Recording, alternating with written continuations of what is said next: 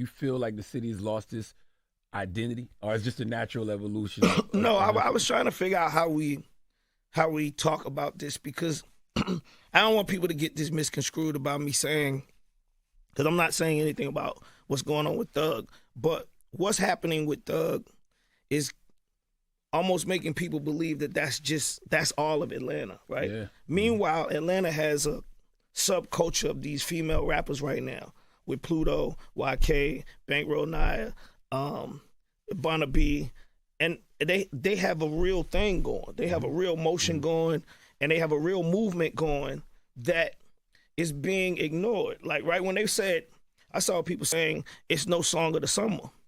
Whammy in Atlanta was the song of the summer. That's Pluto, right? Yeah, Pluto. Not just Atlanta, though. You know what I mean? Mm-hmm. That's the song of the summer. But for some reason, and it's the first time this ever happened to me in Atlanta, so I'm trying to figure out why. But this is the first time that anybody else that's in the press, they're stealing all of the energy away from all of the artists that's out there. Like, we got Belly Gang, Kush, we got Suave, we got all these new artists that's hot.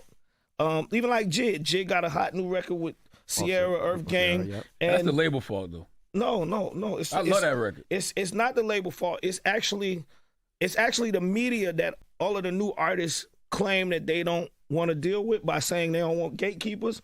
The media is acting like gatekeepers. And all they're talking about, all these little podcast guys, all they talking about is Thug.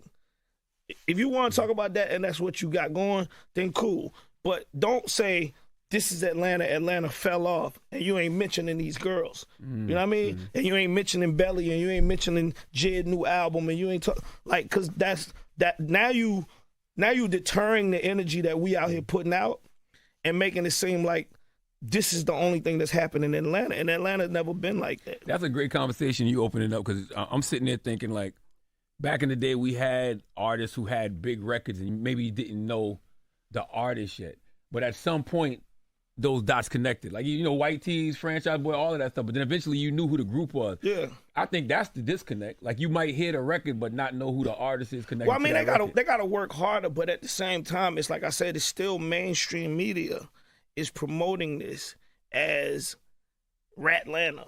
Like, that's not where I live at. You know what I mean? Yeah. And like I said, these girls, I'm just looking at these girls, and I manage Bankroll Naya, and just me coming into helping her with her career, what attracted me to it is that they doing this in a hip hop way.